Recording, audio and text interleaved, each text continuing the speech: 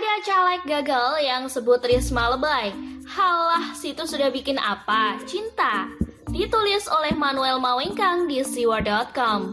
Ada caleg gagal dari partai yang tak mau saya sebutkan saat ini sedang melakukan nyinyir kepada Risma yang bersujud kepada orang-orang ini karena nggak tahu lagi mau berbuat apa untuk rakyat Surabaya. Sudah mentok tugas Risma dan perjuangannya, namun masih saja disabotase dan dibuat susah. Surabaya dijadikan kambing hitam alias scapegoat terkait COVID-19. Bahkan pemerintah daerah yang seharusnya bertanggung jawab penuh terkait COVID, diam seribu bahasa, membantu dan tidak membantu menjelaskan, malah ikut menenggelamkan Risma. Padahal kalau mau dikata Khofifah seharusnya yang lebih patut dipersalahkan ketimbang menyebut Risma lebay. Terus kalau lebay, memangnya kenapa? Mengganggu hidup lo. Lo jadi caleg aja gagal. Risma ini wali kota pilihan arek Surabaya yang rela berjuang buat Risma. Risma ini sosok yang dianggap setengah dewa bagi para arek Surabaya. Sudah terlalu banyak orang-orang yang tahu rekam jejak dan sejarah Risma yang berjuang untuk Surabaya. Ketika tahun 2010 dia sendirian seorang diri, tidak ada yang menemani melawan DPRD yang akan membangun tol tengah kota di Surabaya. Saat itu si caleg gagal itu sudah bikin apa?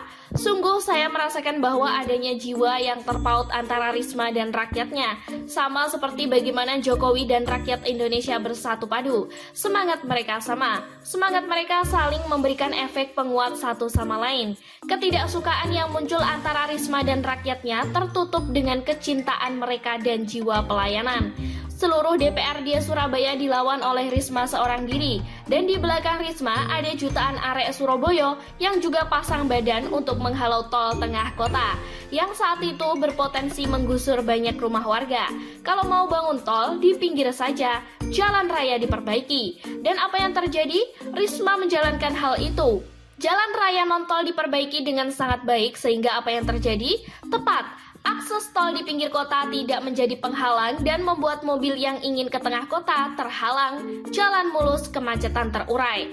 Dalam hal ini kita tahu juga bahwa Risma ini adalah ahli tata kota. Namun sayangnya, kali ini dia dibilang lebay. Dia disebut sebagai pemimpin yang tak bisa memberikan efek redam dari COVID-19.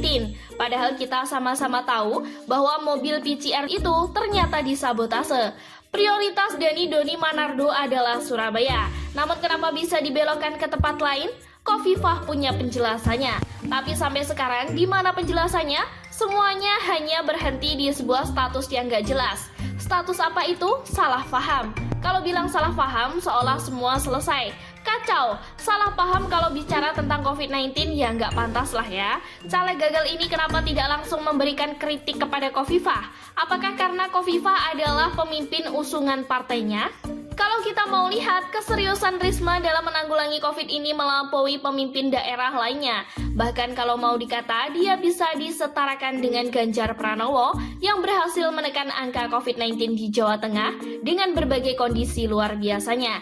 Ganjar Pranowo adalah gubernur yang mau para wali kota maju. Sedangkan di Jawa Timur terlihat sekali perseteruan antara dua raksasa yang justru nggak mau lihat wali kotanya maju dan berhasil. Rantai kepemimpinan di Jawa Timur itu kacau balau, putus di mana-mana. Kalau benang kusut mau diselesaikan gampang, tinggal potong saja. Tapi kalau rantai besi kusut, mau potong pakai apa? Pakai cinta. Jadi jika menyebut Risma sebagai drama queen, rasanya itu bukan hal yang tepat.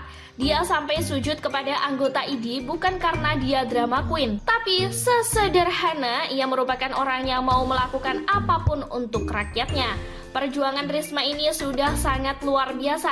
Jadi kalau lihat dia bersujud seperti itu, saya melihat ada kesulitan yang tidak lagi bisa dia bendung. Semoga Bu Risma tetap sehat selalu dan mendapatkan ridho dari Tuhan. Semoga saja Surabaya bisa menekan COVID, badai ini pasti berlalu. Salam perjuangan Bu Risma, penuh harapan. Sekian dulu berita hari ini, jangan lupa di like, komen, dan subscribe agar Anda tidak ketinggalan informasi menarik dan terupdate lainnya dari channel